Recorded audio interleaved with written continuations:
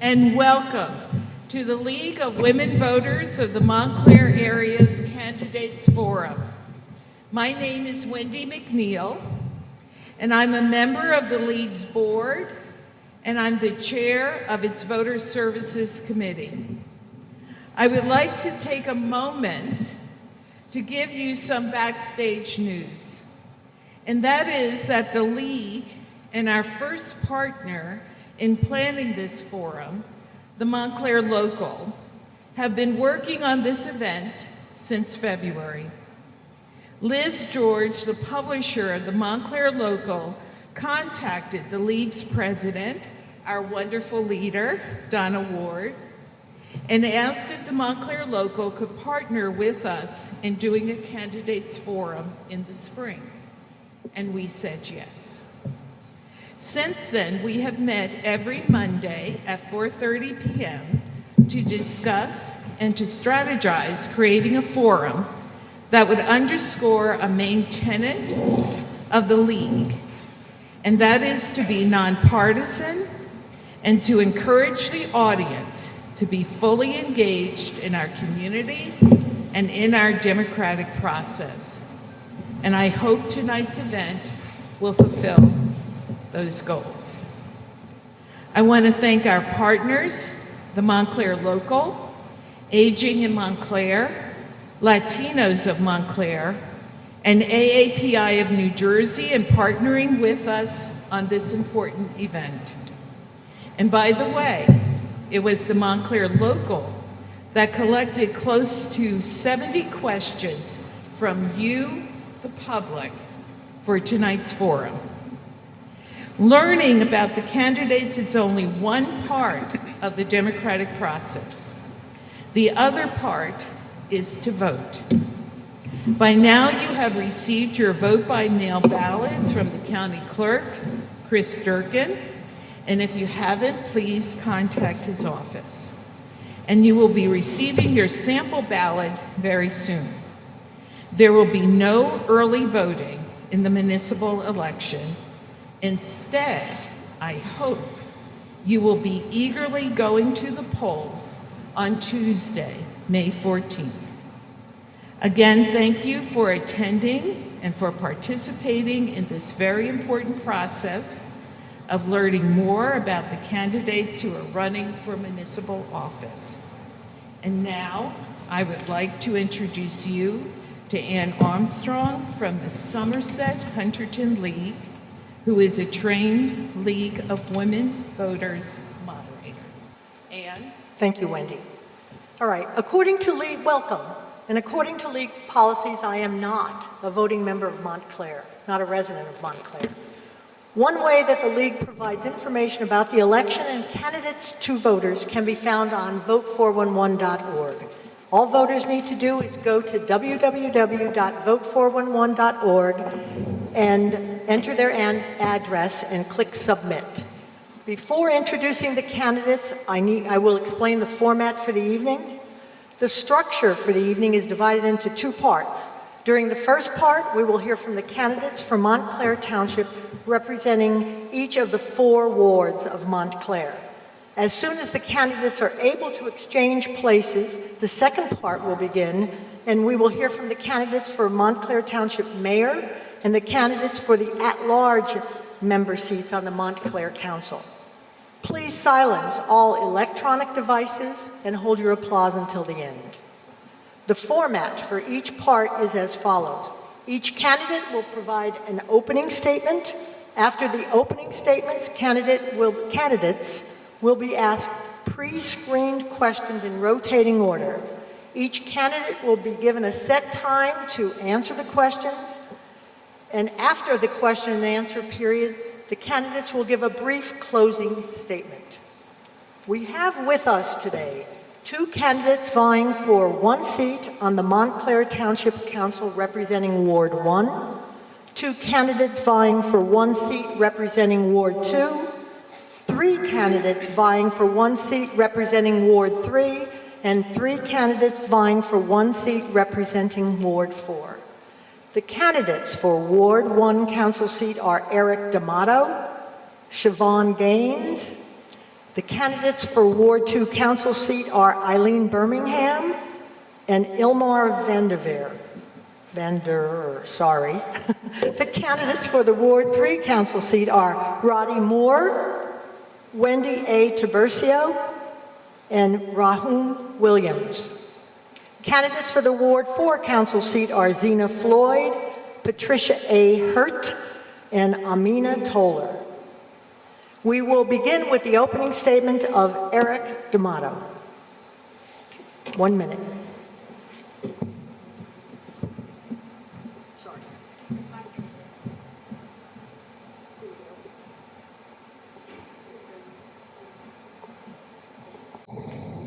Thank you.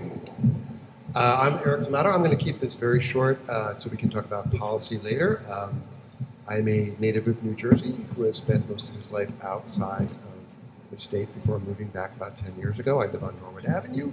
I'm going to keep it short about myself for another reason, which cuts to the philosophy of why I'm running.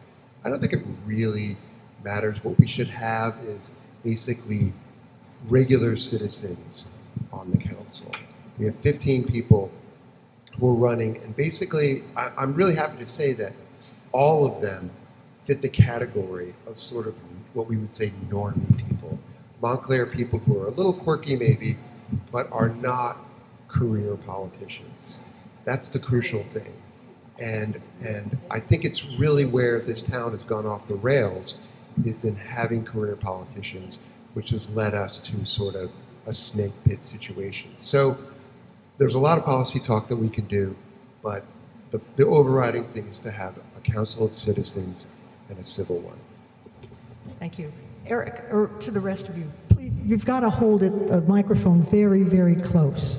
We've got a comment that they can't hear in the audience. So Siobhan, let's begin with you. Good evening. My name is Siobhan Gaines, and first I would like to thank the League of Women Voters and Montclair Local for hosting this event, and thanking you for coming and listening to the candidates. My name is Siobhan Gaines, and I'm a resident of the First Ward, and my platform, and I'll keep it short, is civility and kindness. I think that needs to be part of our fabric moving forward so this town can remain vibrant and rich. Thank you for coming, and thank you, League. Thank you. Ward 2, Eileen Birmingham. Hi everyone, my name is Eileen Birmingham. I've been a resident of Montclair for 9.5 years, and I'm really happy to be here, and I have just deep respect for the history of Montclair and all of the community that created it. And I see some people in the audience tonight who I know are responsible for a lot of the wonderful things we love about Montclair, and I want to thank them and thank you all for being here.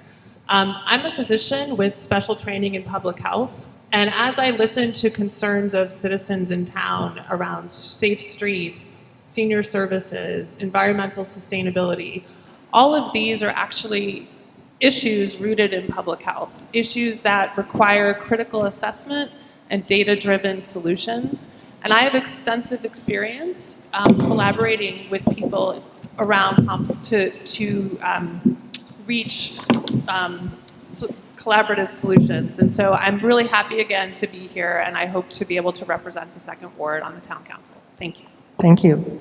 Ilmar Vanderer. Hello, welcome. I am a Montclair native, a proud Mountie, and graduate of Montclair Public Schools. I'm a passionate arts ally. I'm a longtime champion of literacy, intellectual freedom, and information access equity. I've served Montclair Public Library for decades as an employee, trustee, volunteer, and fundraiser. My unique multidisciplinary career experience prepares me very well to provide the sort of resourceful leadership demanded by challenges facing Montclair's municipal government. I have led business delegations on international trade missions and averted successfully and negotiated crisis situations at major public venues, organized massive public events such as Fleet Week in New York City, and successfully guided one of Montclair's core institutions through the complexities of COVID. I ask for your vote for Montclair's Second Ward. Thank you. Next, and this is Ward 3, Roddy Moore. Hello. Thank you. Yeah, so I'm Roddy Moore, candidate for 3rd Ward Councilor. I've been in town for about 10 years. I'm not from here, but I married a Montclair girl. I've spent almost 20 years between engineering, banking, and entrepreneurship. And I'm running to recenter town government around the townspeople. And I think we all deserve independent, unconflicted representation that's focused on doing just that. Throughout the course of my career, I've developed deep expertise organizationally. And a key concern I have is the organizational integrity of Montclair. I think we need a risk-centric approach that's focused on prevention of a lot of the issues that we feel like are going on in town, not individual discretion. So hopefully I'll get an opportunity to do that as 3rd Ward Councilor. Thank you. Wendy Tiburcio. Hi, I'm Wendy Tiburcio, and I'm running for the 3rd Ward Councilor seat as an independent candidate. I came to know Montclair while I was a student at Montclair State University, where I studied communications and journalism, which led me to a career in corporate communications and marketing for more than 20 years now. Years after graduating, I was able to come back and settle in this diverse community I fell in love with. I've been here for 12 and a half years, and I live with my husband and 4-year-old son. We're a multicultural family and truly love it here. I'm running because I want to contribute my skills in communications, community engagement, and change management during a time where we need it the most. I also see an opportunity for us to put into action the diversity and inclusion that we value by including more diverse perspectives at the table, especially as the only Latina and the only renter running. I hope to bring a fresh perspective and forward-thinking perspective to our council and show our future generations what inclusivity looks like. Thank you. Rahum Williams. Thank you, everyone. My name is Rahum Williams of Together Montclair. It's funny sitting up here because normally I'm sitting in the audience watching my kids sing songs, but, so now I'm up here, I have to perform myself. One of the things that my kids learn when they're in the school is the word equation. So I want to give you an equation. I'm also going to give you the answer. Close to 30 years of commercial finance experience. I know my way around the budget and financial statement, plus 20 years of interaction with local government trying to work on quality of life situations, plus 9 years of living in Montclair, where I've also attended town hall meetings. I used to attend Renee's meetings when they were at the firehouse on Bay Street. And all that equals to 4 years of someone that's going to be dedicated to serving you and coming up with pragmatic solutions to improve your quality of life, and if you elect me. Thank you very much. Thank you. The candidates for Ward 4, Zena Floyd. Good evening. My name is Zena Floyd, and I am running for your 4th Ward candidate. Born and raised in New York, Queens, New York, and then Muncie, New York, I came to Montclair in 1987. And since then, I am currently the president of the South End Business District. That is where I made the first decision to run for 4th Ward Council. I've made a tremendous inroads, however, there were limitations. For me, Montclair is a very important community to keep thriving. Progress is essential. So sustainable development, making sure that communities can stay, feel comfortable and valued no matter what their economic background is. And more importantly, my hope, because we have a wonderful group of candidates here. So anyone that you choose, my hope is that we move forward positively, kindly, humanly, and we're taking the interests of our community first and not our own personal preferences. Thank you. Thank you. Patricia Hurt. Good evening. My name is Patricia Hurt. My bio is on the table for those who would like to look at it. I've been a prosecutor, I've been a college professor. But if you should leave this meeting tonight, I want you to tell the people that I am unbought and unbossed. I want you to know that I'm a resident of Montclair and I walked to Glenfield, and you know that was a long time ago. But more importantly, Montclair has some very difficult times ahead, and we're going to need a unified council. Look in the papers. In the last 4 weeks, we've been plagued by crimes. The Sleepy Hollow town is gone, and we must address those issues. Do not be deceived. It will take talent, guts, and perseverance to get the job done. Thank you very much. Amina Toller. Take your time. Is it as far as it's going? Okay. Good evening. Thank you for being here. As she stated, my name is Amina Toller, and I'm a candidate for the 4th Ward. I'm truly privileged to have the chance to run for 4th Ward Councilor, aiming to represent the residents and neighbors of our town with their best interest at heart. While I acknowledge that there may be some challenges ahead, I firmly believe that understanding the people's needs and addressing the residents' concerns are crucial. I currently work for the East Orange Public Schools as an executive administrative assistant, bringing over 2 decades of experience in school budgeting, operational processes, development procedures, accounting practices, long-term facility planning, district policies. This background aligns well with the responsibilities of a counselor demonstrating a solid grasp of town regulations. I have over 10 years of experience in management, internal control, and risk management from Prudential Financial. I'm confident that I'm able to lead the 4th Ward with integrity, thoughtful decision-making, and a commitment to ensuring that every voice is heard. Each resident in the 4th Ward matters. Thank you. Thank you. Now on to the questions, but before I get there, there are many seats up front. If those of you that are standing in the back would like to come forward, you're more than welcome to, rather than standing. It's entirely up to you, and you can see there are empty seats, especially on this side. Okay, on to the questions, and we're going to start with Ward 2. Here's the first question. Serving on the council has long been considered a volunteer position, but it requires a lot of time to review documents proposed by the manager or other council members, respond to constituents, and analyze what can be improved. How do you plan to make the time available to meet the new requirements if elected? Eileen Birmingham, we'll hear from you first. Thoughts? That's a rather ironic question for me, because one of the reasons I'm sitting here right now is because my husband said to me, you spend so much time reviewing the council, what the council's doing, and researching what's going on in the town. You should try and run for council so you can have some power. So I have already spent a lot of time researching.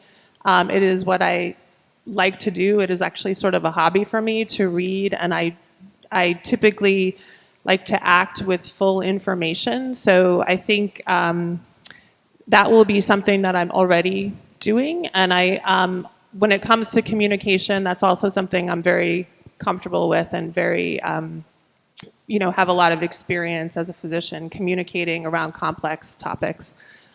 So that's sort of my plan. Thank you.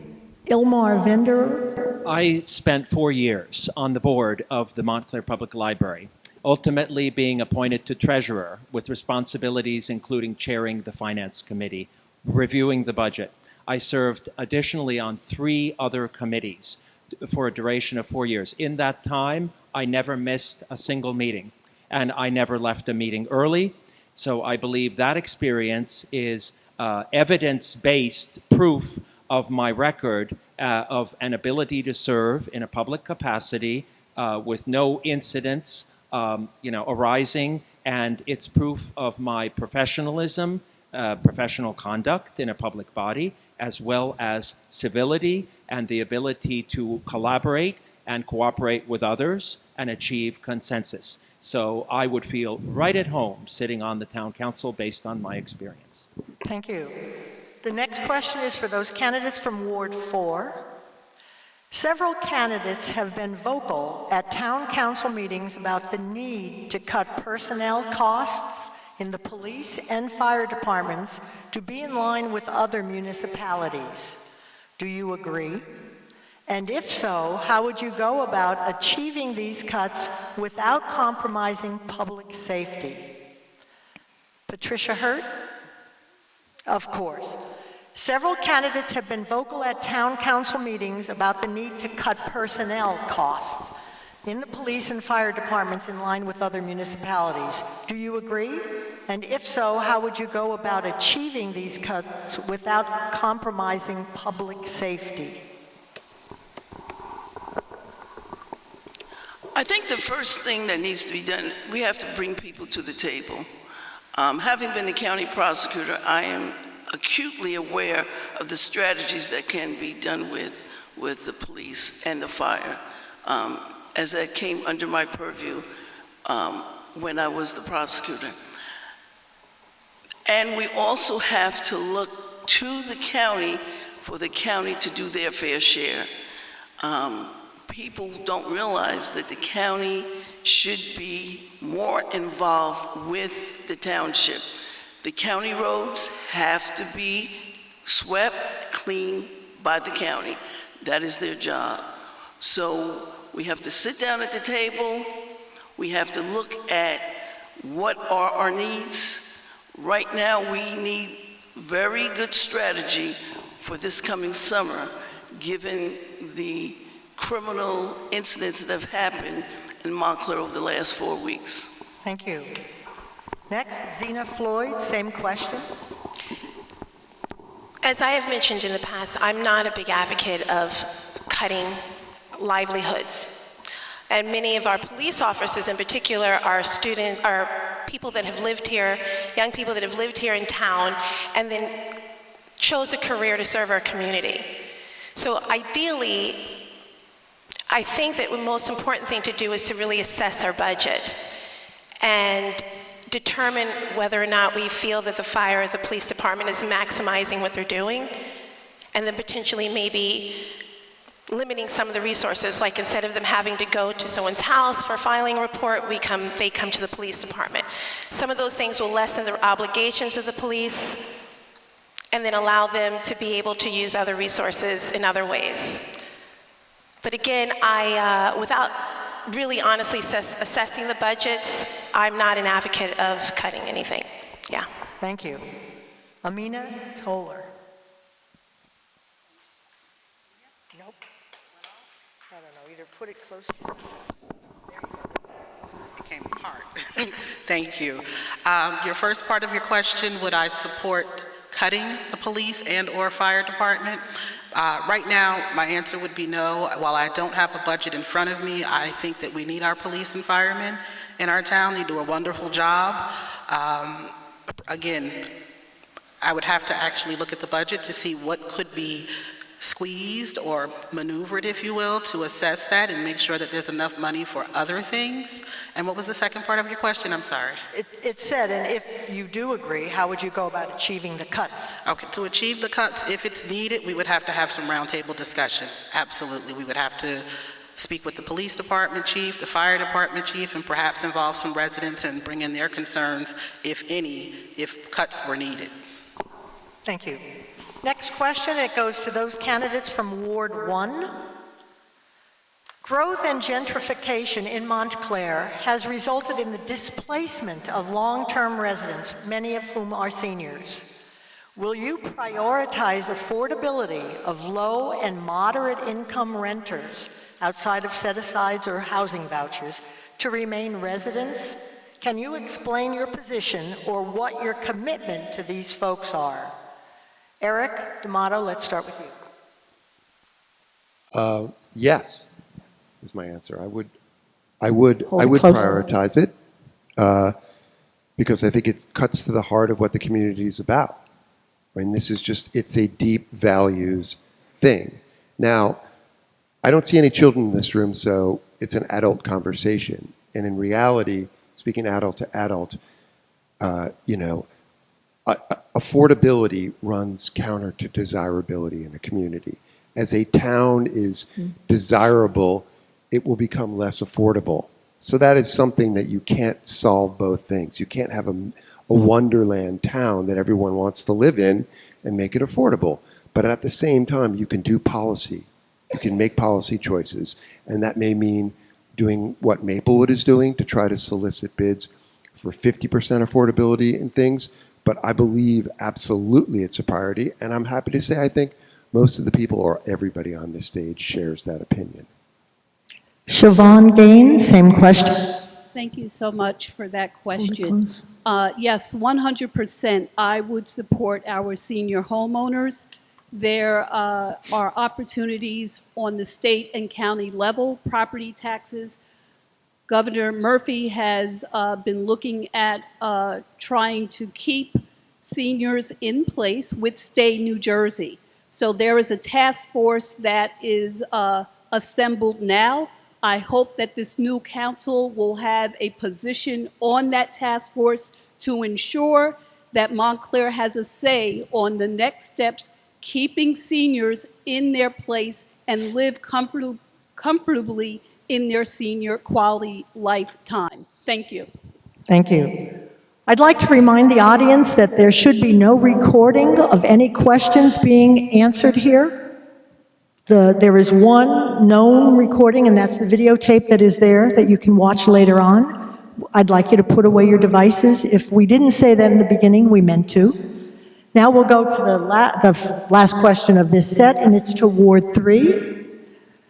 Question is, while operation of the schools is under the Board of Education, the planning and development decisions the Township Council makes directly impact enrollment levels. Do you think there should be a target enrollment level? How will you incorporate that into your approach to development? Roddy Moore, we're starting with you.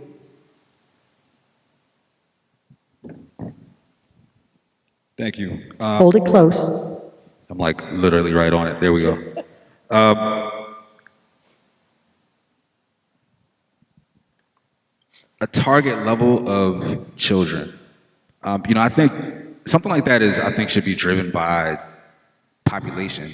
I don't think that we necessarily should target, but that said, I'm not an expert in this space. So that's something that I would have to, do more study on. But I don't see why planning wouldn't be driven by empirical evidence as opposed to something else. Okay, thank you. Wendy Tiburcio. Hi, as Roddy mentioned, we're all learning a lot, right? So in terms of targets, I would think that also would differ based on the location. So for that, I feel like we need more data and we need to educate ourselves more in the school system. My little boy, he's 4.5, and he's about to enter the school system in September. So I'm sure I will be digging deep into the school statistics, but it's always, as someone who has also worked on diversity and inclusion strategies for large, complex, national, international corporations, we have to be very careful as to when we do set targets and how we do it. So again, I don't think we have all the information, or I don't have all the information that I need to answer that question, but I feel any planning will certainly take multiple stakeholders, including our community and community engagement and those that are affected, like parents and children. Thank you. Raheem Williams. Yes, as other two candidates said, I don't really have enough information here to make an educated decision on, this question here. I'm sure that I hit whatever child targets that you have, because I have a lot of kids, and all of them went to this school here. But to be honest with you, this one kind of threw me for a loop, because I would have to look at, what are you trying to achieve with the targets? What's the end result? I think we would need to have feedback from folks to see what people really want to see here. So I don't have a good answer for this question. Sorry. Okay, thank you. Next question, and we're going back to Ward 1. Under the current form of government in town today, management of the litigation is left to the town manager and the lawyers we have hired. Are you planning or willing to establish a litigation review committee to provide policy guidance to the manager and its lawyers, and to monitor the performance of both. Siobhan? Thank you for the question. I believe right now New Jersey has many, many lawyers. So for this new council that we may have, I'm sure that we're going to need expert advice coming from a litigation counsel or review. I would support that to a certain limit, but would not support it 100%. So thank you. Eric D'Amato? I'm going to stand up because I feel very strongly about this question. And the answer is yes, I could not wait to start a committee like this. I mean, I'm not exactly sure what it implies or what, narrowly you're talking about, but our litigation expenses are scandalous. And not only that, people should really think about why we have them. It's not because we're making mistakes only, it's because suing and being sued is a profit center for a lot of people, and it's what I like to call the self-licking ice cream cone of New Jersey politics, where vendors get money from municipalities and then kick money back. So any scrutiny on our litigation, octopus and tangle, is a holiday for me. Thank you. The next question goes to Ward 3. Montclair has not been immune to hate crimes and was awarded a grant that has yet to be implemented. What would you like to see the town council do to ensure all residents feel safe? Rahul Williams? Well, just like everyone else, I'm sure that we've been looking at the coverage in Montclair local, a gun found on a bench on Park Street, someone stabbed coming off the bus, and things of that nature. It seems like in the last couple of weeks, there's been all these crimes that have been happening out of nowhere, and in my 9 years of being here, I've never seen anything like it. What I would like to see to make Montclair residents more safe is I would like to see more foot patrols on Bloomfield Avenue, especially during certain hours. I would like to see more of a police presence in the early AM hours. I see the same streets getting hit over and over again. Someone's breaking in through the kitchen, stealing keys and cars and stuff like that. I think we need to step up the police presence. That's basically what I would do to address the situation. Thank you. Wendy Tiburcio? Hi, I would have to agree in terms of more police presence, but however, I say that carefully because we do have to balance that, and there are New Jersey laws, of course, that we need to balance that to make sure that our police presence is carefully thought about in terms of where it is, certainly on Bloomfield Avenue, our Montclair Center district.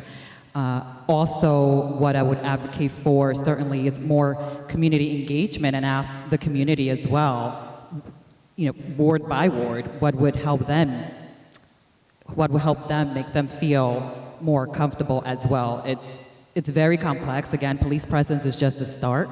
I would love to see more community engagement on the topic, and just overall, for all of us to also look out for one another. And in terms of our businesses, I also want to let them know that the community is here for them, because there have been multiple businesses in the last few months being broken into. And as council members, whoever is the future council members, I think we should be some of the first people there to make sure that they know that they have our support. Okay. and see how it happened. Thank you. Roddy Moore. Thank you for the question. I think, for me, it's a sticky one because I'm always wary of increased police presence just for the sake of it.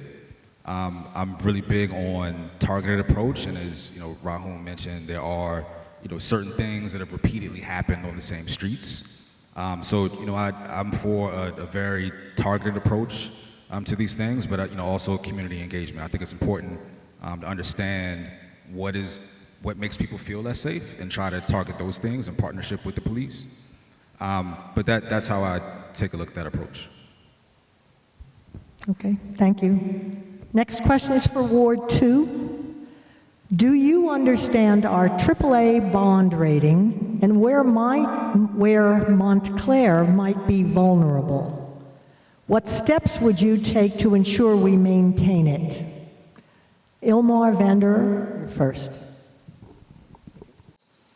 We have a Township Finance Committee made up of 3 council members, and I would like to see formerly they were advised in that field and others by a non-elected, non-accountable, and non-appointed individual who I believe made some errors in judgment regarding the town's budget.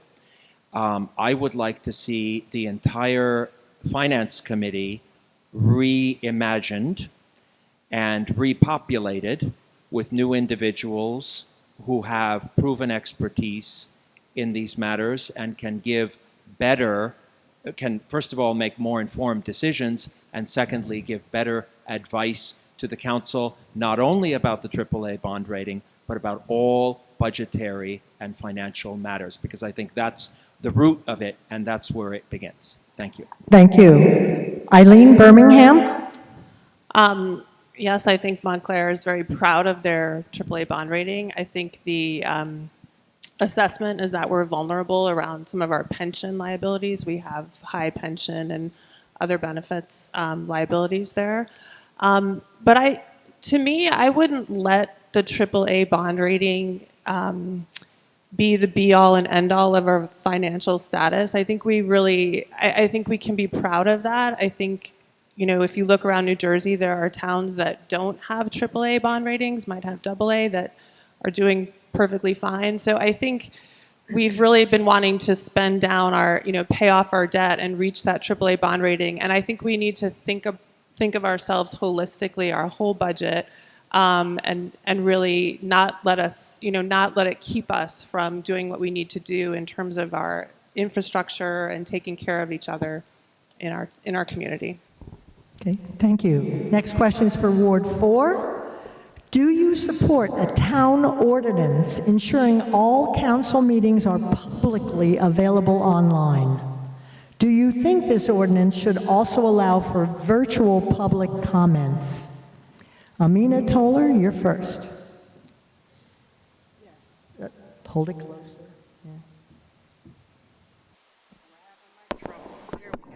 Absolutely, I would support that. Our town council meetings should be live streamed. Residents should be able to call in or send their questions or concerns in. If they can't make it, we know that families have things to do in the evening. Our meetings can go very late. Absolutely, 112%, I would absolutely support that. And what was the second part of your question? It just said, do you think it should allow, you answered it. Absolutely. Okay. Virtual public comments. Virtual public comments, 100%, yes. Okay, Zena Floyd. I guess that means we're going to be there until like 2 in the morning. I definitely think that we should have public town council meetings, but I do think that we need to change the way in which we function and run the council meetings as a whole. When we get into virtual questions, people asking in front and then actually dealing with agenda, it could take a long time. And I think that if we're going to support that, we need to make some adjustments in other areas as well. Yeah, that's my answer to that. Thank you. And Patricia Hurt. I would support public town meetings. I think we would have to just limit the questions that would come in to the council, because I would imagine that it would be very time consuming. But I think the more that the public knows and understands what the council is doing, the better informed you are as to what we are doing. Okay, thank you very much. Next question goes to Ward 3. In 2022, Montclair's municipal building and adjacent properties were declared an area in need of redevelopment. What's your vision for replacing these outdated facilities, and how would you finance them? Wendy Tiburcio? First. Great question, and yes, I've been in the municipal building and have seen the mold and understand the needs of multiple of our municipal buildings having to be replaced. That is a very multifaceted question that requires a multifaceted approach. I think, we really need to, whoever the new council will be, really need to look at where are we, right? The budget hasn't even been introduced yet, the full budget for our year, and to see what does that budget look like and what needs the money the most. It's hard as a resident on the other side. For me, I feel like I have half the picture and I don't want to give half an answer or half a solution. I feel like we need to look at what the budget will be this year and from then on really make those decisions. But certainly there are buildings that need redevelopment, and we should, 7 people plus town manager and plus others, we should be able to come to the table and see what the best location would be, which depends on other development as well. Thank you. Rahum Williams? Thank you. I have a little bit of pause in building the new buildings. First, I would like to see if there's anything that we can do to kind of save the existing structures that are in place, because I want to be as cost conscious as possible. Ideally, you want to have the town hall and police station all in one complex. And if that is something that is, feasible and the town is on board with that, then I think probably a bond would have to be floated, because I don't think there's any other way to do it. Another way to do that potentially is all these folks that want to develop in our town, we could ask them to perhaps assist in building these structures as well. And so there's a couple of different things that you can do if this is something that the town really wanted to do. But my first thing that I would actually want to do is look to see if we can save the buildings. Okay, thank you very much. Roddy Moore. Thank you. I agree. I think that, preservation is key. So I'm, just entrepreneurially, this is what I do. I'm always focused on trying to preserve existing structures. But it's also important, the way I think about it is that the totality of competition for CapEx spend in town. I mean, there's a lot of infrastructure needs for the town, but however it's done, I mean, like it was mentioned, like a bond is a viable option. Do have the AAA rating, like it was said before. It's like I'm not wed to that either, because the only benefit is pricing, and what is the price difference in debt between AAA and something else? But yeah, I mean, I want to look at all capital infrastructure spend in totality and make decisions from there. Thank you. Next question is for those candidates from Ward 4. Clary Anderson Arena is in serious need of repairs. Is Clary Anderson a priority for you if elected? And if so, what do you want to see happen there? How would you propose improving the facility? Zena Floyd, you're first.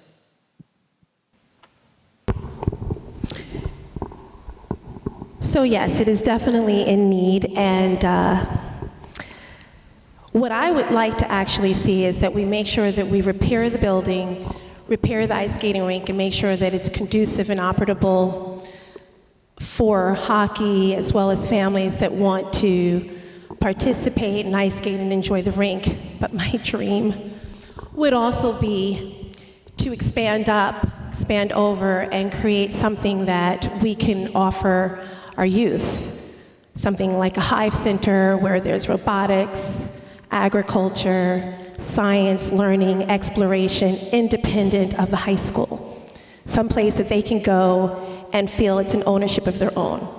I teach an entrepreneurial class to youths, and I think that they're brilliant, and I think that they have a lot to offer if they're given that opportunity. So if we were to rebuild Clary Anderson or knock it down and build up, this would be an ideal time for us to move forward in our community with a center that allows our youth to grow and develop properly and enjoy it in the meantime. Thank you. Thank you. Patricia Hurt. Can you repeat the question, please? The Clary Anderson Arena is in serious need of repairs. Is it a priority for you if elected? And if so, what do you want to see happen there? It would be a priority for me because I think anything that involves our youth, where they can go and have some type of entertainment, I think as a town, it has to be a priority. I think what we need to do is make an assessment of the building, find out what is wrong with it. I'm another person who's a proponent of rehabbing as opposed to tearing down and building back up. I think we may even have to go with maybe private contractors or do a lease out to different individuals to see if they can assist us in fixing some of these structures. But I definitely, if it's youth-oriented, it must get fixed. Thank you. Amina Toller. Try not to break it this time. Yes, I would absolutely support Clary Anderson Arena. It's actually part of our platform, a Montclair Good Government team. We had a meeting with those gentlemen who were trying to save Clary Anderson. It's a capital project for the town, I believe. If we can get the money together to repair the arena, it could also be a revenue stream because we could bring back Friday night skating. We could bring back Saturday skating, birthday parties. The building is in really bad shape when we did our walkthrough. And I'm hopeful that we would, as a council, be able to find some money to help them. What was the other part of your question? I'm sorry. That was just it? Yeah. How would you propose improving the facility? The facility is in need of desperate repair. They need everything. So we would have to absolutely find the money to help them. And I'm a little prejudiced because class of '89, Montclair High School, they won the state championship there. So let's go Mounties. Okay, thank you. Next question is for those candidates from Ward 2. Montclair will soon have a senior center in the Mills building next to the library. What other improvements would you recommend to help the aging population in Montclair? Eileen Birmingham?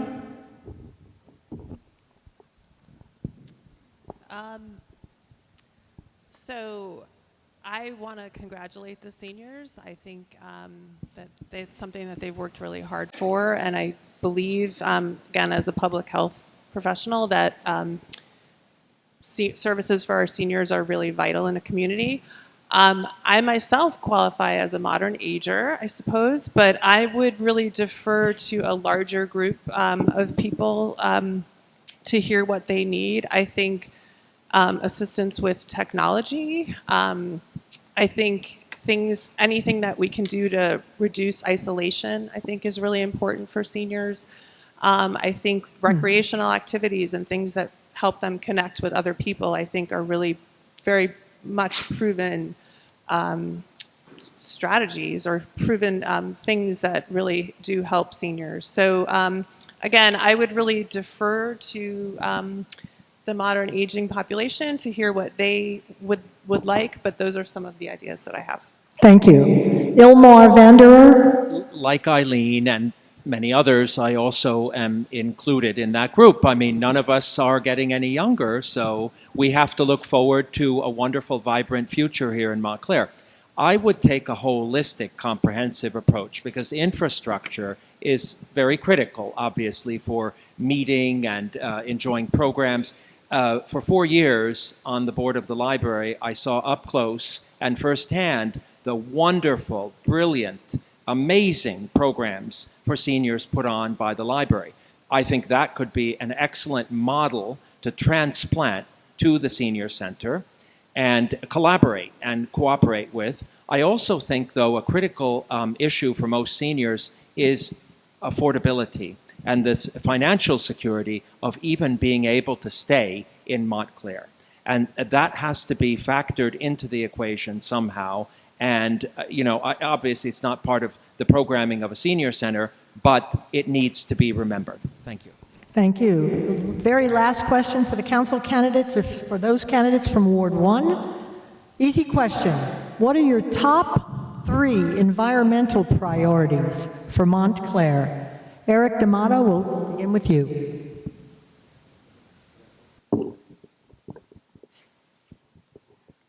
I think I'm just going to read from my list of priorities. Good idea. I have so many priorities written down that I can't even find it. So actually, I'll do it from memory, and I'll stand up again to be emphatic. So last night was actually quite a historic night in Montclair. The council approved the climate action plan of the Montclair Environmental Committee. It didn't seem like a big deal last night because actually no action was being taken on the action plan. But we're going to need to do that. And they have recommendations that are listed as high. They are going to be expensive. They will require sacrifices. Other things that I'd like to see, however, are a little cheaper. I'd like to see a tree ordinance that's tightened up. I would like to see some bioswales and other things for stormwater management. But the list is long, and it is not free. Thank you very much. Siobhan Gaines. Thank you. My top three would be storm water runoff, recycling, and changing the mindset of this. So when we can gather and no longer use plastic, it's a plus for our community. Again, I think the children have gotten no plastic, recycle. I think it's us, the adults, that really need to improve on our recycling and the engagement of plastic. So those are my three top choices. Thank you. Thank you very much. We will now have the candidates' closing statements, beginning with candidates for Ward 4. Amina Toller, you're first. Closing statements, 1 minute. All right. So thank you so much to the League of Women Voters for hosting this event. My closing tonight is to just ensure that the residents of the 4th Ward understand that if you need someone or are looking for someone that is going to amplify your voice, bring any concerns that you may have to Town Hall, that I would be the appropriate candidate for you. I'm looking to hold councilor meetings on a quarterly basis with residents to ensure that we don't have any uncivil acts, if you will, at Town Hall. People know where I live. You can always ring my doorbell if you have a question or concern. Visit our website at montclairgoodgovernment.com to learn more about our platform, and I'm just very happy to be here. So thank you. Thank you. Next, Patricia Hurt.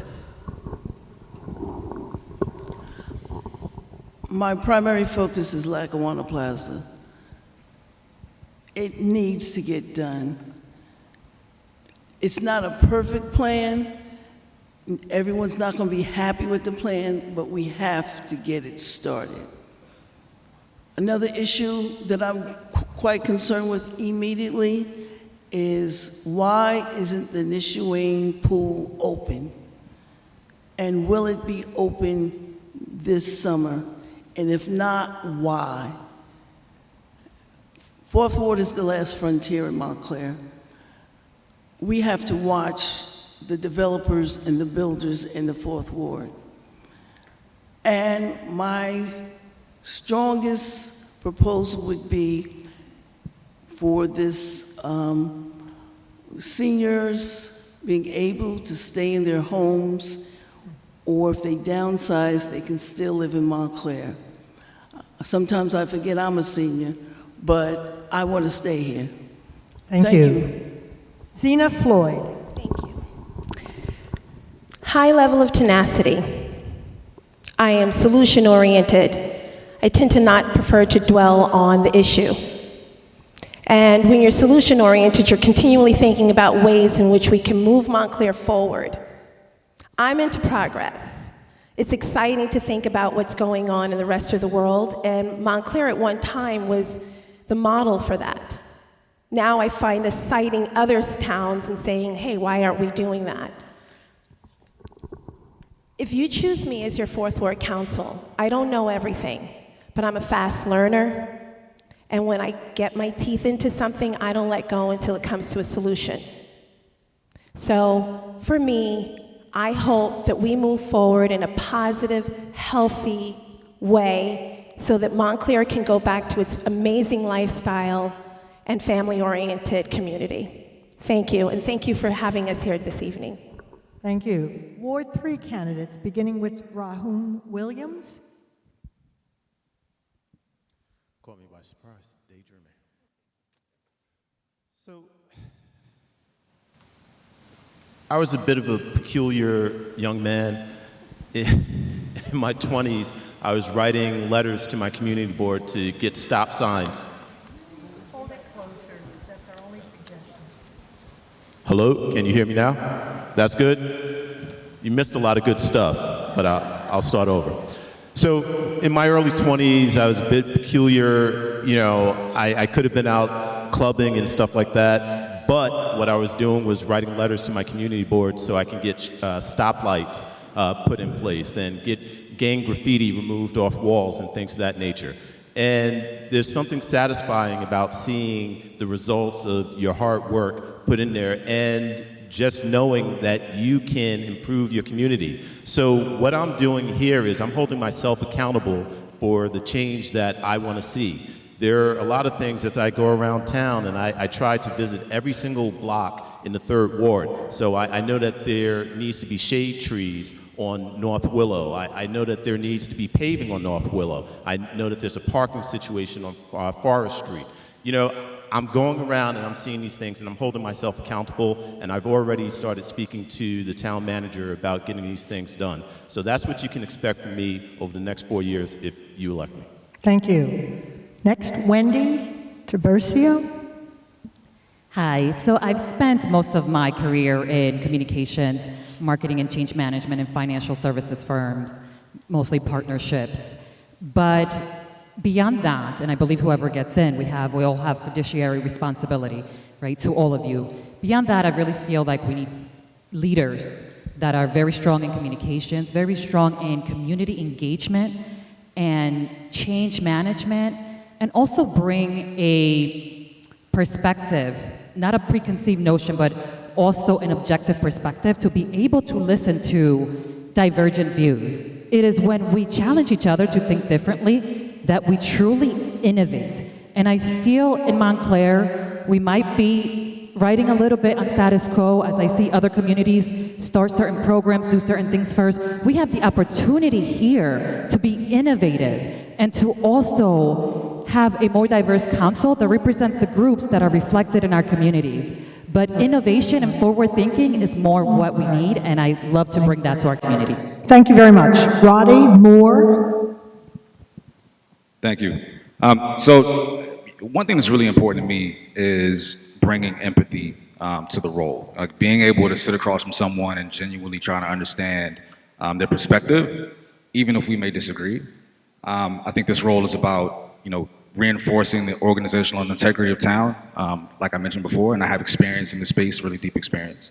I've been responsible for enforcing guide rails and holding people to account internally.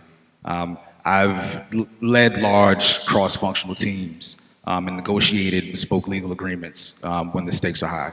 And I've done all these things, with empathy and compassion and humility as a starting point. And I think that's, a lot of that has been missing. And, I also want to bring back the responsiveness. I feel like we all deserve responsive town leadership to the hyper-local issues that affect our daily lives. You talk about from Harrison Motor Speedway, right, to, South Willow parking issues, to all of these hyper-local issues is, where I would love to focus. And hopefully I'll be able to do so as Third Ward Council. Thank you very much. Ward 2, we have Ilmar Vanderer. I can literally point to public buildings.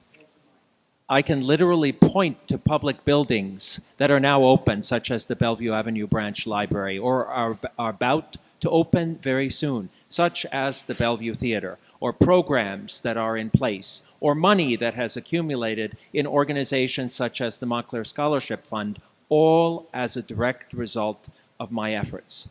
I have an ability to translate ideas and theoretical concepts into actual, tangible policies and touchable results. If elected, I am committed to restoring our trust in local government and prioritizing residents' needs and values in the decision-making process and reimagining our government capabilities by upgrading and updating our digital infrastructure, which is from 1986.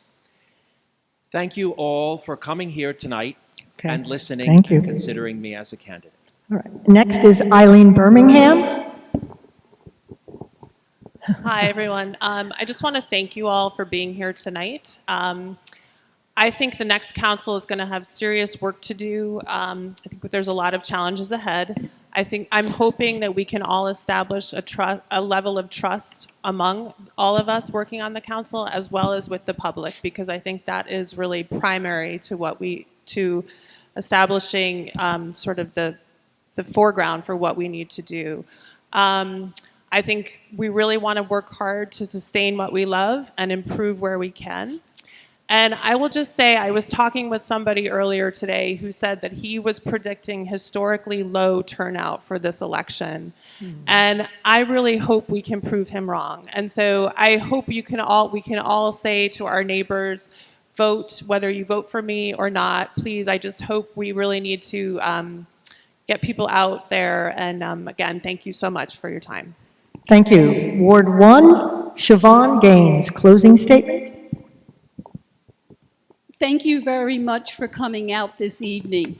Running for office is not easy.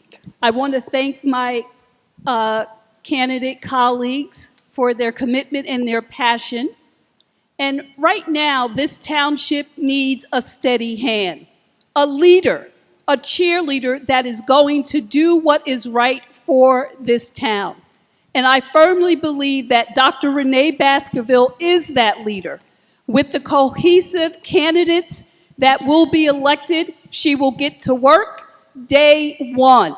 So please consider all the candidates, vote your passion, but also vote for the future of Montclair and all the candidates of the Together Montclair team. Thank you, and thank you for the league.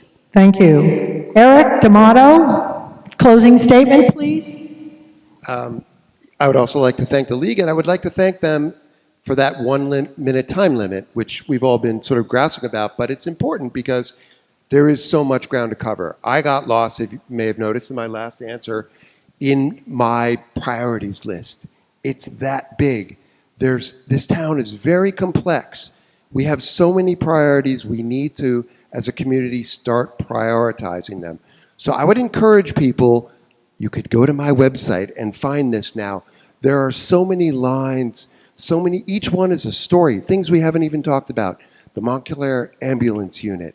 I mean, there are immense numbers of decisions that will have to be made, and I think that everybody's going to need to be involved, hopefully with the direction of a council of normal citizens just trying to do the right thing. Thank you. Thank you very much. That's it for part 1 of our forum.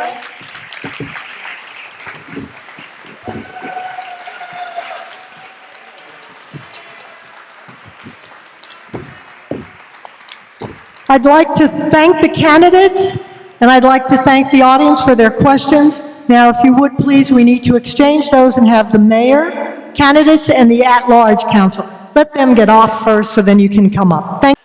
I want to welcome you to the second part of this forum, and we've got 2 candidates vying for Montclair mayor and 3 candidates vying for 2 at-large member seats on the Montclair council.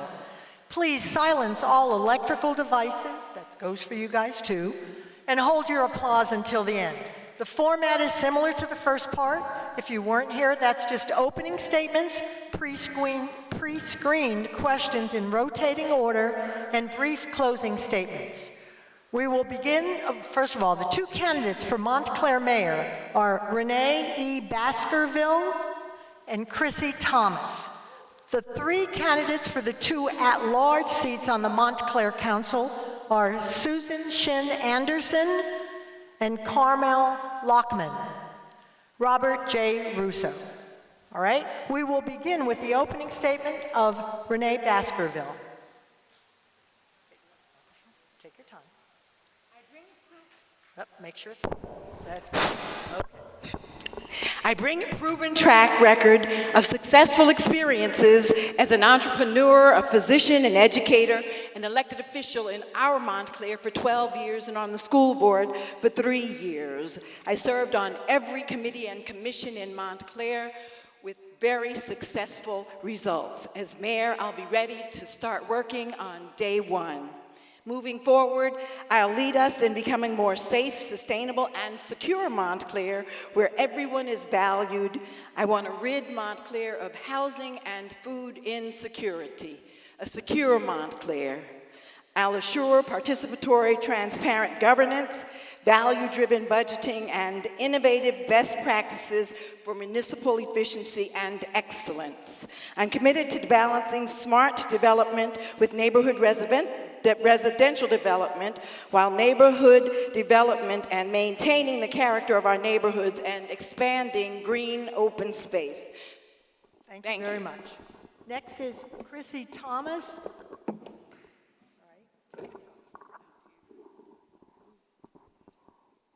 Can you hear me? Yeah? Okay. Hello to everyone here and on live stream at home. I'm Chrissy Thomas, and I'm running for mayor. I've lived in Montclair for 54 years. I have an MBA, a master's in public policy, and a law firm at 96 Park Street. I'm a proud product of the Montclair Public Schools, a soccer and field hockey coach for my 7th grader, a trained mediator, and a PTA mom. I'm a team player who tells the truth and does the right thing, even when it doesn't benefit me. I'm a first-generation Indian and African-American woman who understands that hate in any form has no home in Montclair. Civility and protecting our most vulnerable are always appropriate. I've attended council meetings for years. I know it's broken, and I know how to fix it. I believe in transparency, communication, accountability, and in hiring the best people for the job. I'm a competent, caring advocate for excellent, fiscally sound, and socially responsible results. I know the law. I've learned the correct process. I'll hit the ground running. I don't mind cutting ribbons, but what I really want to cut are your taxes. Thank you very much. Next, the candidates for the at-large seats on the Montclair Council. We will begin with Susan Shin Anderson. Hello, can you hear me? Hello, my name is Susan Shin Anderson, and I am running for Councilor at Large. Since I moved to Montclair in 2009, I have been of service through volunteer work and leadership positions with nonprofit organizations. But I am running for town council simply because I care about Montclair's people and its long-term future. If elected, my 3 most important priorities will be affordability, wellness, and restoring trust in our town government. My training in law, professional experience in contract negotiation, policy and procedure development have prepared me with practical skills and a mindset focused on strategy, details, fact-finding, listening carefully to different perspectives, and collaborating with a range of stakeholders towards identifying common goals and actions. I will use these skills to serve you, the people of Montclair, to the best of my ability and strive to act in the best interest of the town as a whole. Thank you. Thank you. Carmel Lockman. Okay. Can you hear me? Everybody? No. Keep trying.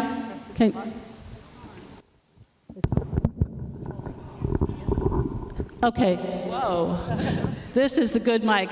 Okay. So further away. Okay. I'm not good at this, I guess, but I'll be good on the council. Anyway, so I have an MBA in finance. I'm interested in numbers and budgets. So I'm going to introduce myself in numbers. I'm an immigrant. I came from England with my family when I was 3. I moved back to Ireland when I was 8. At 16, I went to boarding school in Ireland because I was a wild thing, eventually growing up in Jersey City. I completed college and high school in 6 years. I was 20 when I started working at Prudential, and I was a benefit of affirmative action, I would say, because there were 20 people hired, 2 were women, 18 were Ivy League men. I've been in Montclair for 37 years. I've been 8 years on the planning board. I've attended 96 meetings, 3 hours on average, 33 subcommittee meetings. We've looked at about 200 applications in that time. I've looked at 4 iterations of Lackawanna Plaza. and they're telling me my time is up. Thank you. Robert J. Russo. Thank you. I'm Bob Russo, who you all know.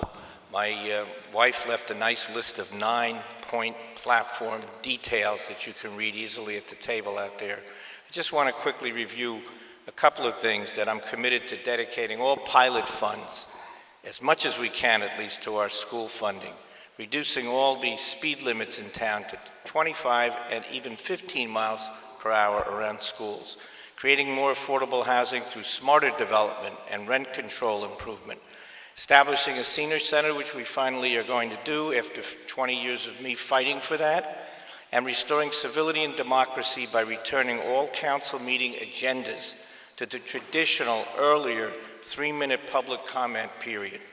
Now that's my platform for open, honest, responsive, transparent government, which I've fought for 20 years. Many of you know I served as First Ward Council member and then as mayor, and now the at-large council seat for now 3 terms. I could have easily retired, but what I want to do, and I'm the only incumbent here, want to serve to help the new people, the great new council members, all new, that we will have. And I can be a help to them. Thank you. Thank you very much. We'll now have the questions. We've got separate questions for mayor versus the council at large. What we'll do is we'll alternate, and we'll begin with the first question for mayor, or the mayor candidates. The mayor has only 1 vote, but the mayor runs the meetings and sets the tone. How will you use that power to ensure civility and collaboration on the council? What part of that role do you find challenging? Chrissy Thomas? I think that as the mayor, I would like all of the councilors to serve as the center of the meeting and run the meeting. That way, the township and the council understands that we're 7 equal mayors, or 7 equal councilors with 7 equal votes. I don't think it'll be a challenge. I think that with respect of each other and the smart people that are all running, we will actually involve the public, and people will feel better about what's going on because they will be informed. They will be able to communicate from outside. They will be able to watch remotely and communicate with us. Thank you. Renee Baskerville. Yes, please repeat the question. The mayor has only 1 vote, but the mayor runs the meetings and sets the tone. How will you use that power to ensure civility and collaboration on the council? What part of that role do you find challenging? I'll use the platform to expand communication and to let every Montclairian know that they're valued and that their points of view matter to me. Whether we agree or whether we disagree, I want everybody to feel comfortable. When they come up to the mic, I'll listen more and talk less. I'll assure them that they are being heard. We'll have office hours. I realize people keep saying this is a part-time job. For me, I'm committing to make this a full-time job, volunteer job, because that's what it's going to take. We have a lot of work to do. Things that were once in place have seemed to spiral away, and I want to make sure those things get back together. I'll treat everyone with respect and civility, and I will be very mindful of the communication. We need to start out fresh with fresh eyes and welcoming eyes so everyone realizes that this is the Montclair that we all celebrate and want to be a part of. Thank you. Next question for the council at large. Do you support local residents having a voice in government through advisory committees? What would you create as an alternative or additional place for residents to have input outside of speaking at council meetings or sending emails? Robert Russo, we'll start with you. I'll go first if you'd like me to. Can you hear me? Advisory committees have not been used well in this town government, especially the last 4 years. And what I want to see is that the people who we appoint to those committees get the courtesy of being reappointed before the end of their terms. We had senior citizens cut off before they were reappointed, people on disabilities committee. These committees are volunteers, and they need to be appointed in time. That's a fault of the past administration, which I want to correct. And the input should come also from ward meetings. We could have council ward meetings frequently. When I was councilor in the first ward, it was every month, but at least quarterly so people can have input. And we need to respect the people who lead these boards and commissions, such as, let's say, the zoning board. The chair of that board, Bill Harrison, has made some very, very good statements recently that we should listen to. He's got 20 years experience or more. We listen to our boards, listen to our volunteers who give us advice. Thank you. Carmel Lockman. Montclair is an amazing town with lots of talented. Montclair is an incredible town with lots of intelligent, dedicated, smart people. And we've seen in the past couple of years that some of these people have come forward and they've examined things like our budget, they've examined things like our capital needs. And I think that it's part of our platform in the Good Government team is to establish ad hoc committees to work on special things as they come up with the people in the community. For example, we need a capital finance committee. We have about 5 projects that might be needed to be done in the next couple of years. We have Clary Anderson Arena, 205 Town Hall, we have the police department, we have the infrastructure, stormwater management. So I think we need committees that can help the council. We're only 7 people, and it's great to have the advice and encouragement and knowledge that we can tap into. We've seen that in the past year or so with people coming to the mic and helping and giving people advice, but it hadn't been followed. Thank you. Susan Shin Anderson. I think, yes, we have a wealth of knowledge in our town, and we have many people who are well qualified to serve on these advisory committees and advisory boards.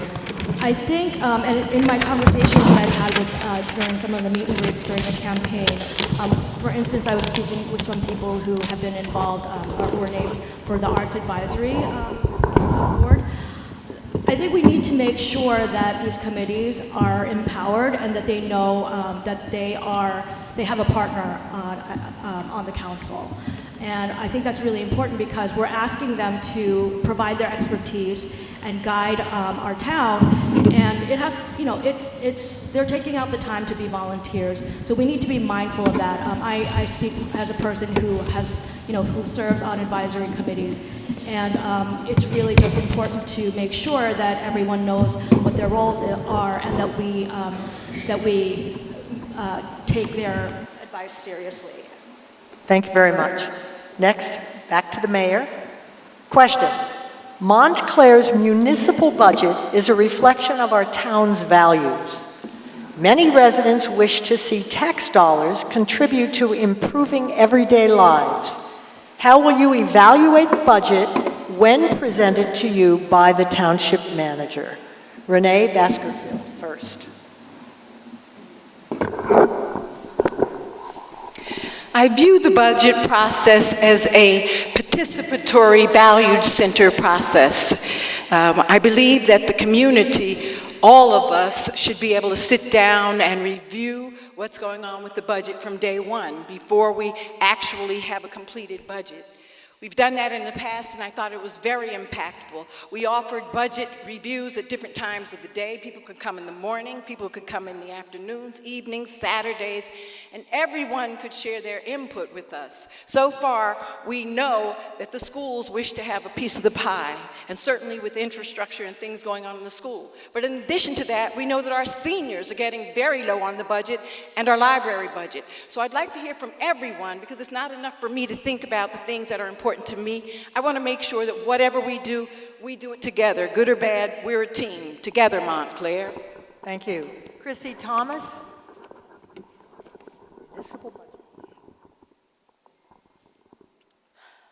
So yes, the budget and tax dollars do need to be used for our priorities. And our 2024 budget still hasn't been presented, and it's the end of April. So we need the process to begin before the end of the last fiscal year. We need to know what we're spending.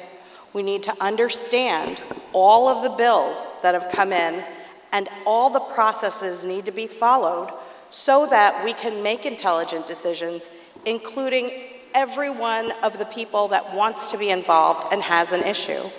You guys decide what our priorities are, not us. We look at things like infrastructure, and we have things like a AAA bond rating, but we want to keep it, so we want to spend wisely. We don't want to go over budget. We want to make sure that everything that we do is spent wisely, not on salaries for jobs that we don't need. We just want to get things done and get them done well and on time. Thank you. Back to the council at large candidates. It's been a Montclair council tradition of giving deference to or consulting the ward councilor when voting on matters that specifically impact their ward. As an at-large candidate, would you continue this tradition? Carmel Lockman, you're first.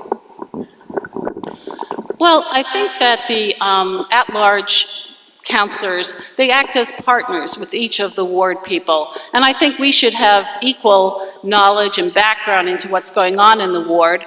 But you have to acknowledge that people who live in the ward see the day-to-day a little bit more than someone who, like myself, who is in the 4th ward. I wouldn't know so much on the ground what's going on in the 1st ward. But I would have a relationship with the ward people such that I can be informed, I can learn their opinion. I have friends all over town because I have lived in different parts of town.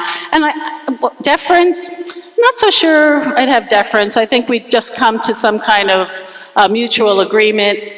And I guess if we were fighting about it, yeah, I think maybe the ward person might get the upper hand. Thank you very much. Susan Shin Anderson. So I've heard about this tradition, but as an at-large counselor, I don't think that I would necessarily subscribe to complete deference to the ward counselor. I see it more of the ward counselor needing to sort of being the expert for their ward, but I think it's still my business as an at-large counselor to know exactly what's going on in that ward, because we have to, a lot of the some of the decisions that have to be made need to be looked at from the perspective of the town as a whole.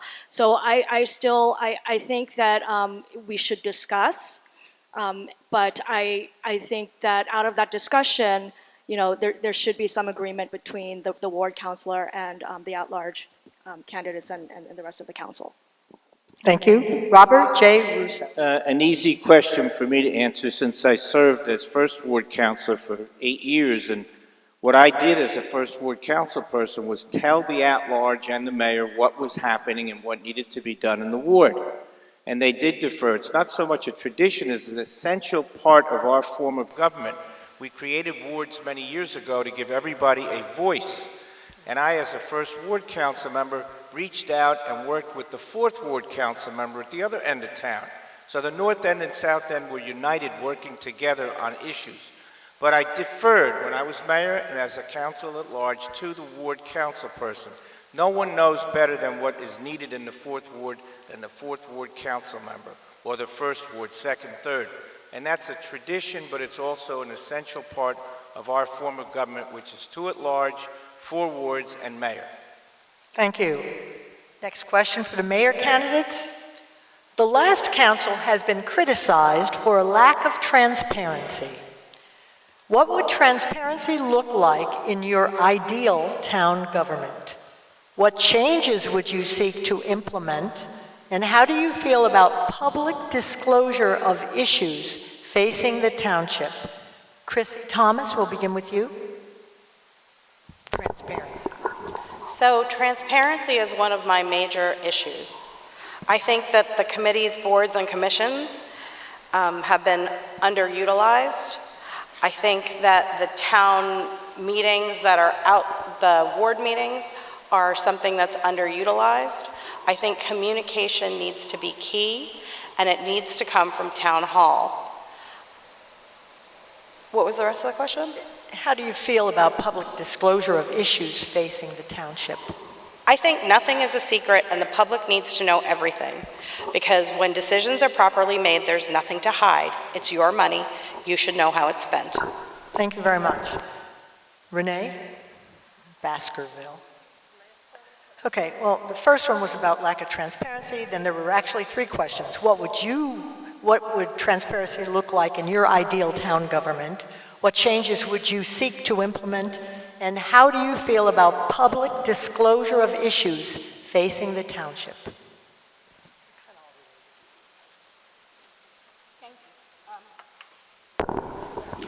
Transparency to me, transparency here. Okay, try it.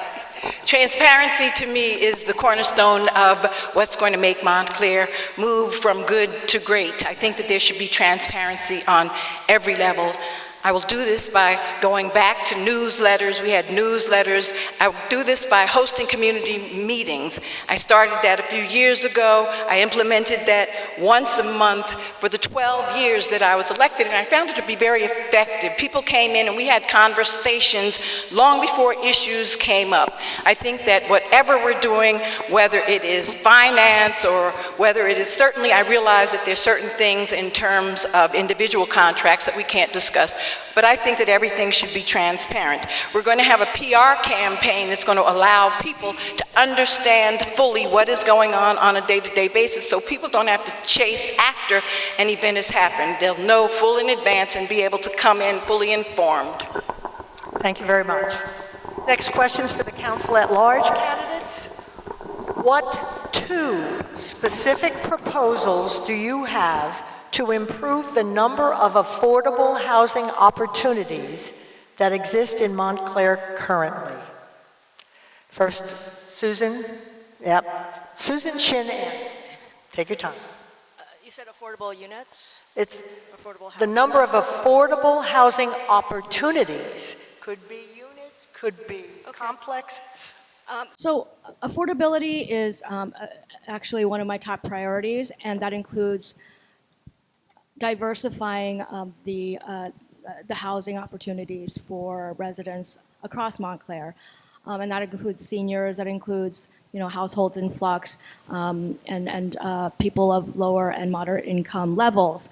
I think I would like to advocate for looking at potentially revising some of the zoning laws to allow for more diversified types of housing, like multifamily units in other wards. I think the 3rd and 4th ward sort of have the bulk of them right now.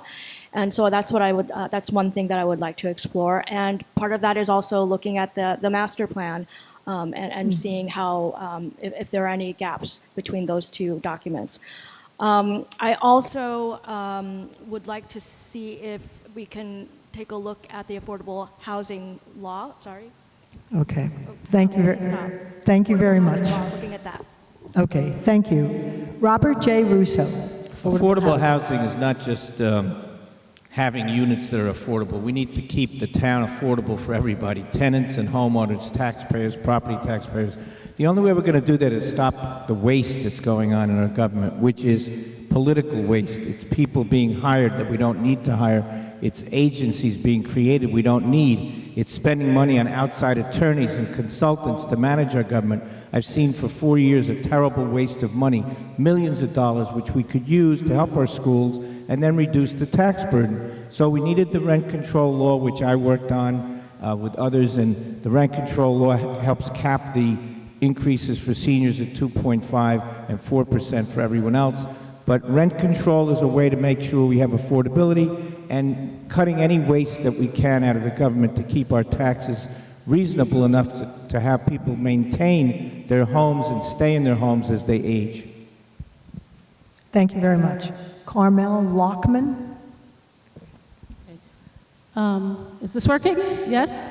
Okay. So you said 2 big ideas for affordable housing. Okay, here's something radical. One of the things we look at is we do inclusionary zoning when we have new buildings built. For example, Lackawanna Plaza has supposedly 20% affordable housing, 10% workforce housing. Maybe we don't need affordable housing in the new units that are built. Maybe we need to take the money that it would cost to have affordable housing, because affordable housing is not free.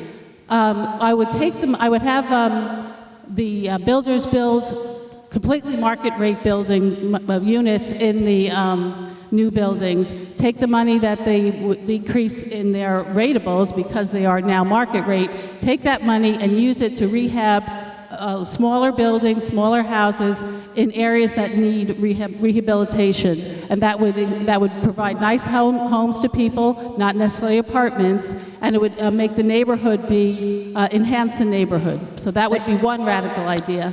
Thank you very much. Back to the mayor. The Faulkner Act limits the role of the mayor and council to the establishment and oversight of policies, with executive management functions in the hands of the township manager. How will you approach this responsibility? Renee, you're first.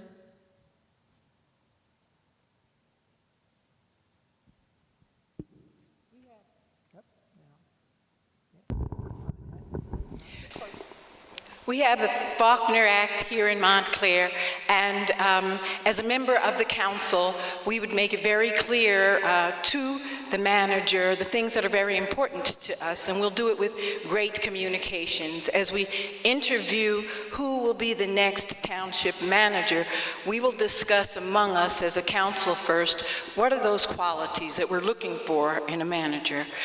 Personally, I'd like to see someone that has great communication skills, not just for us, so when we let the manager know these are the things that are important to us, but we need to have somebody that's going to be able to communicate that to any and everyone that's necessary to execute the things that we believe in.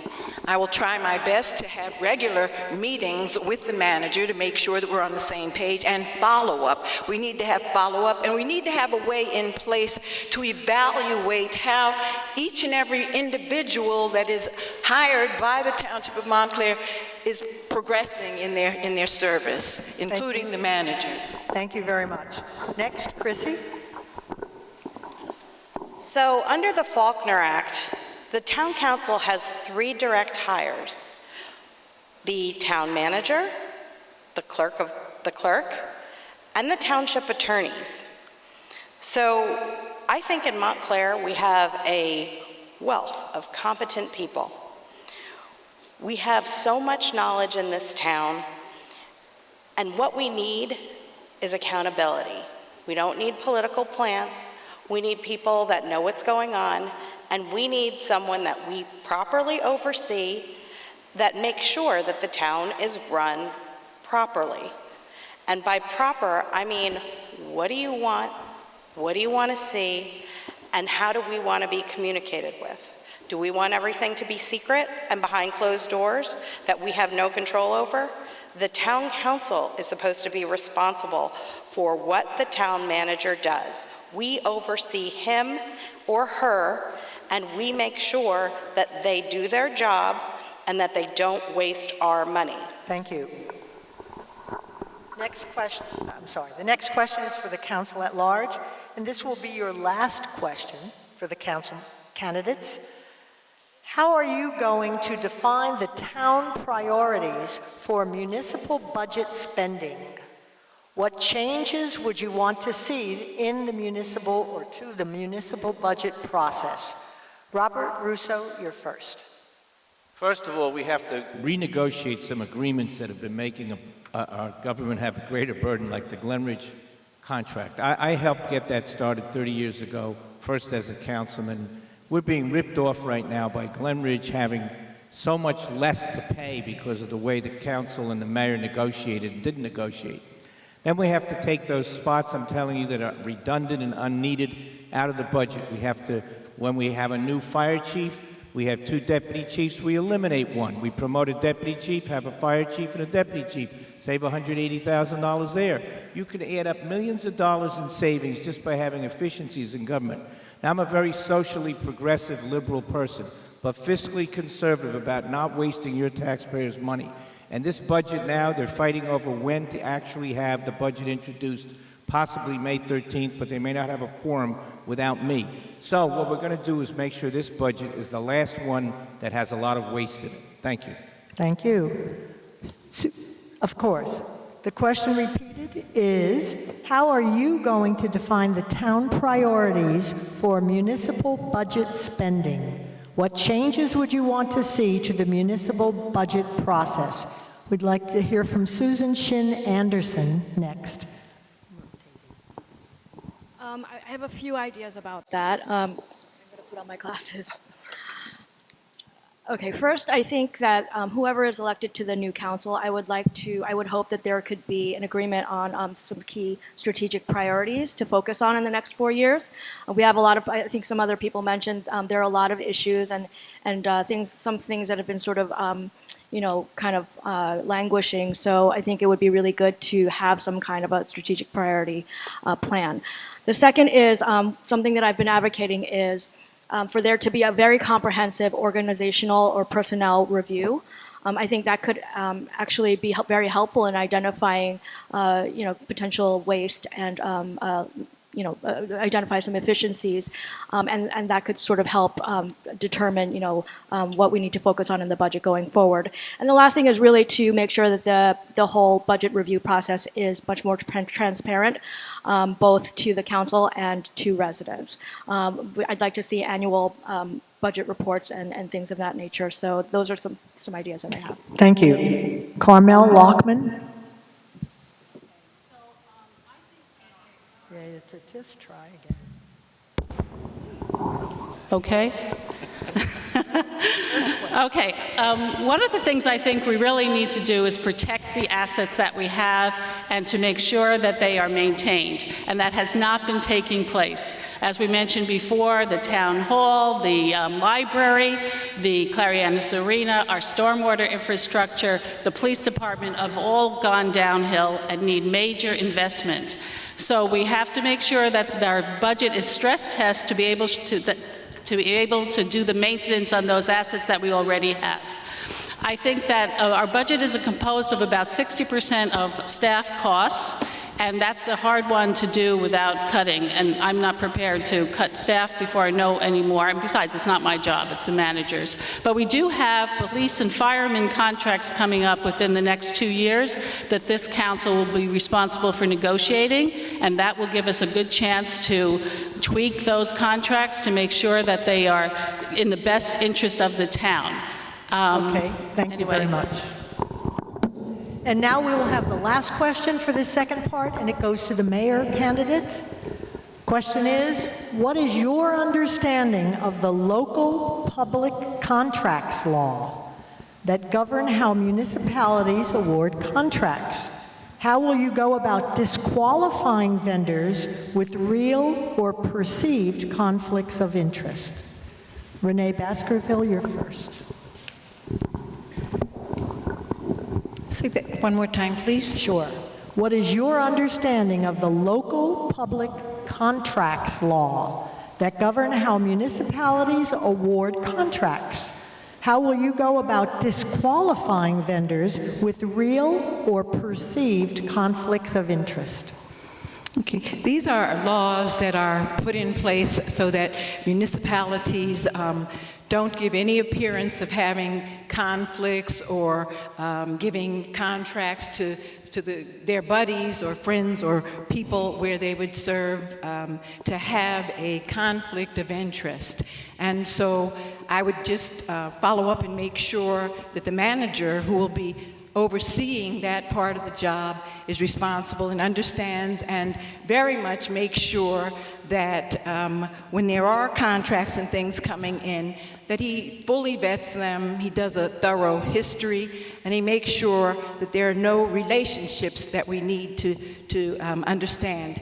As a council member, we've seen in the past where there may have been some conflicts, and moving forward, I'd just like to encourage whoever gets on that council, if people are kind enough to let you know that may be a conflict of interest there, or you may have a conflict, that you listen to them and do the appropriate thing. Thank you. Chrissy Thomas.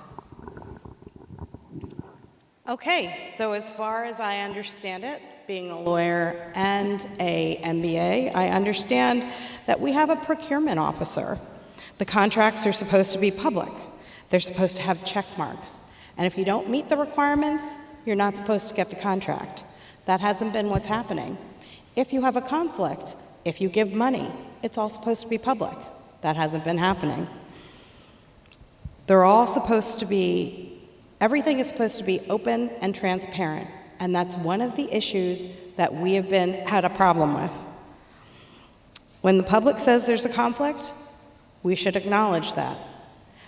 When there's a job to be done, we should have the contract out for bid to the largest amount of people possible, and we should keep it open until we get appropriate bids that are within the parameters of the contract. One of the reasons I'm running is that they didn't read a contract, and they voted for higher than bid.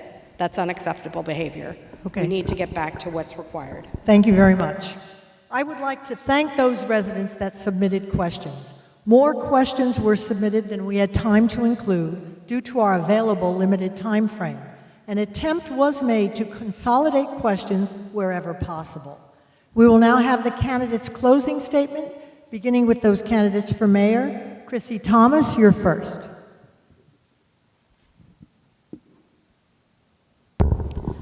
Okay. My fellow Montclair residents, I promise to always tell you the truth, even when it's hard. As a single parent raising a child on my own, I know what it's like to be scared that I won't be able to stay here. I may not always be as tactful as I should be, but I'm honest, smart, reliable, and I'm capable. I always stand up for what's right, not necessarily for me, but for all of us. I'm a team captain who works well with everyone. I always do my homework and bring out the best in people so that everyone benefits. I'm a business owner and an advocate. I manage a tight budget, make tough calls, and communicate clearly and transparently. With community input and 6 equal colleagues, we're bringing fiscal and social responsibility to Town Hall. We're prioritizing needs. I don't just talk about integrity, I have it. I'll work to keep our streets safe and our community prosperous. I support our LGBTQ community and freedom.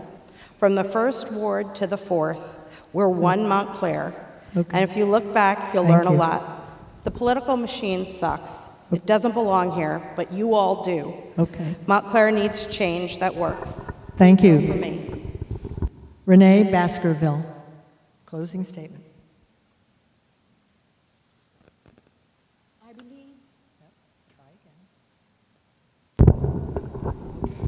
I believe in the power and potency of democracy.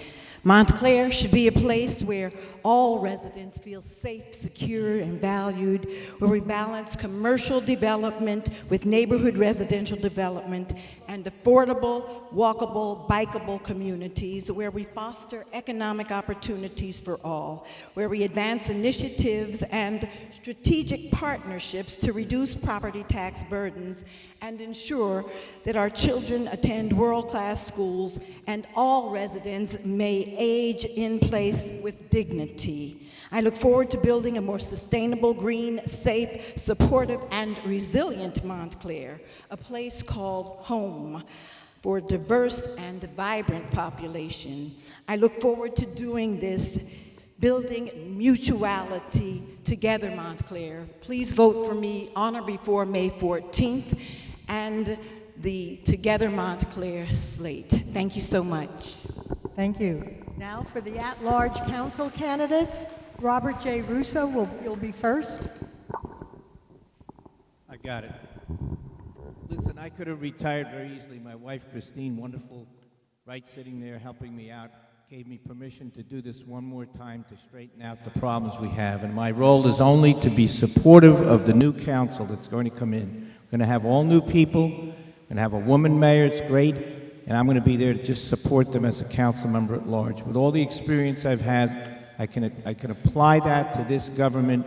I teach a class called Government Problem Solving at Montclair State. The only thing I do is that one class, and I have the time at my age to devote to assisting the new council to make it really one Montclair, an honest, trustworthy group of people governing you with no conflicts of interest and being responsive. That's what I'm always doing, responding to constituents, That's what I teach at Montclair State. That's how I've lived my life and served the town for 24 years.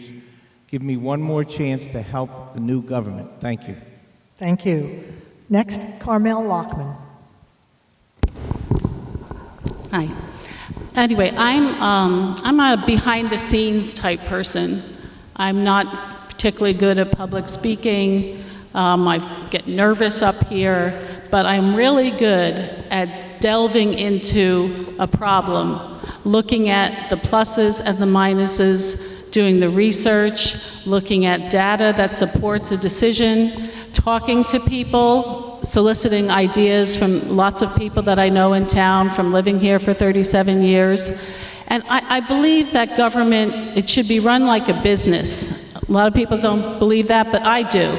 I think your average tax here is $19,000, so you're paying into the town budget, and the town should give you something back. It should be effective, efficient, mindful of the costs that they're incurring, and I think it's really important to run it like a business in an efficient manner, and that's my background, 40 years in corporate America, and I think I can do that, so vote for me and my team. Thank you. And last, at-large council member Susan Shin Anderson. I want to thank everyone for coming out. Montclair has a lot of issues, and I want to say that I am not afraid to help steer that ship along with the other council members. Montclair needs to prioritize affordability, the health and well-being of all our residents, and restoration of trust and transparency in the way our town is governed and managed. By my service on nonprofit governing and advisory boards and my professional experiences in law, contract negotiation, and policies and procedures, I will be able to represent you and bring about the kind of change and leadership on the council that we all need and deserve. I'm careful, fair, and deliberative. I have a record of being able to tackle issues in a meaningful way. I will be someone who is willing and can listen and respond, advocate, and lead with openness and empathy, and make thoughtful decisions for the benefit of everyone based on facts, data, and resident input. I will fight for process, accountability, and movement forward. I might not be the loudest voice in the room, but I have proven to be an effective leader regardless. I ask for your vote, and I ask you for your support for Together Montclair, so step by step, we can work together to make a better Montclair. Thank you. Thank you.